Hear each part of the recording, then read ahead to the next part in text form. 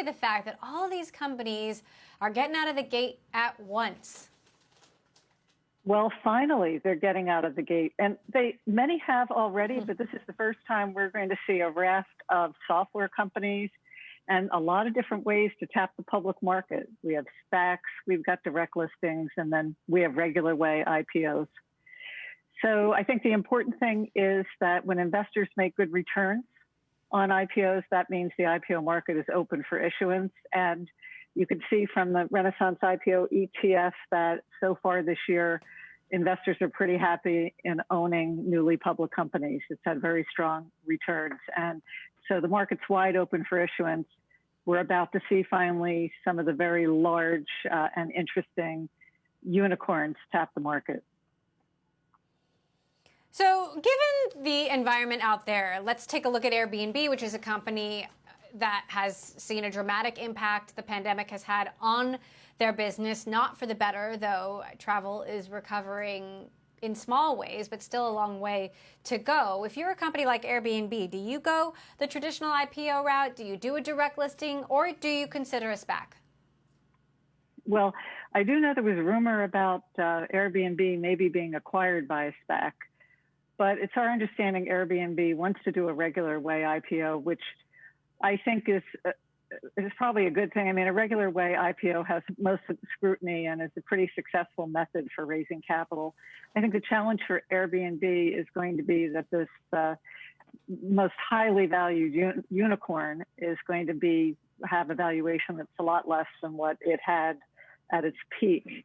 And it's also, has run into the issues of post-COVID and travel, and its peers aren't doing that well. But I think investors will look beyond that and be really interested in this leading platform. And they've made so many, it's a new economy company that's just, I think will attract so much attention by investors. So we're all looking forward to this one. I think the IPO will work. It ultimately comes down to how they price it, and I think it'll do just fine. So are you expecting then Airbnb to take a big valuation haircut as a result of this? We think that it's going to have to fit into the context of other companies in the travel industry that have taken valuation haircuts themselves. So we think it will. And we'll have to see. We'll have to look at the numbers and study it. But even the private valuations that it's had in recent rounds are far below its $30 billion at its peak. I think it was $18 billion. So we think it will come below its peak valuation. What's your take on Bumble? Obviously a popular dating app, but dating has been disrupted somewhat by the pandemic, the fact that you can't see each other in person, and yet you've got this company planning to go out of the gate and looking at a $6 to $8 billion valuation, even as the industry itself has been massively put on hold. Well, in looking at Bumble, certainly if they're not making money, which I don't think they are, we're going to have to look through that and figure it out. But I will point out that Match Group has traded fairly well, and I think Match will be used as a peer here. So I do think that there is a pathway for Bumble to go public. I think the issue is just how to value this company that I'm assuming has large losses.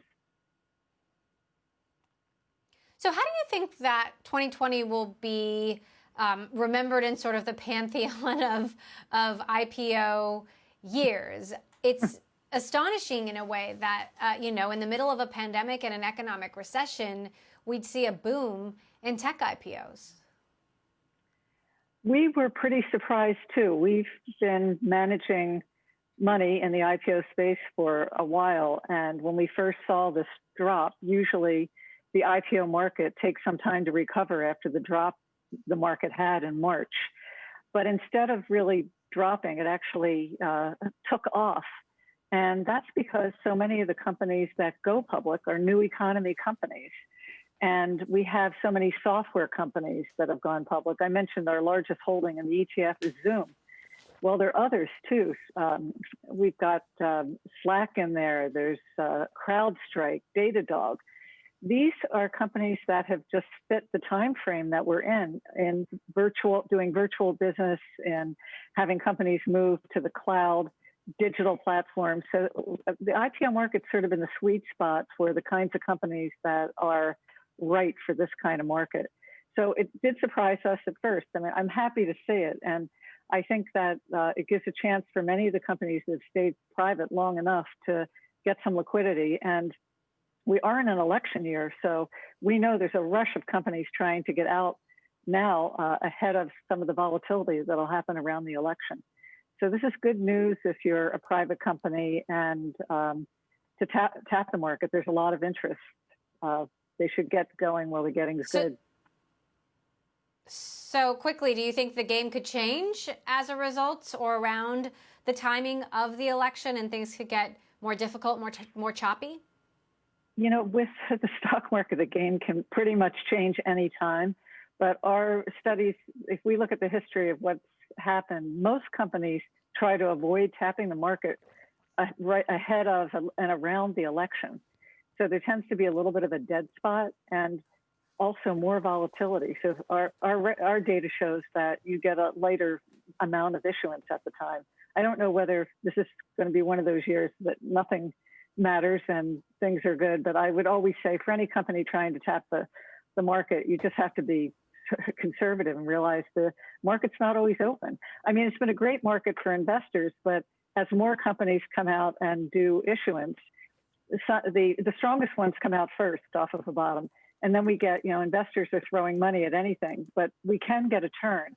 And that'll make it hard for companies to jump on this bandwagon. And we'll get back to a more attractive valuations for investors, not necessarily for issuers. So you never know. The idea is to move forward when you can.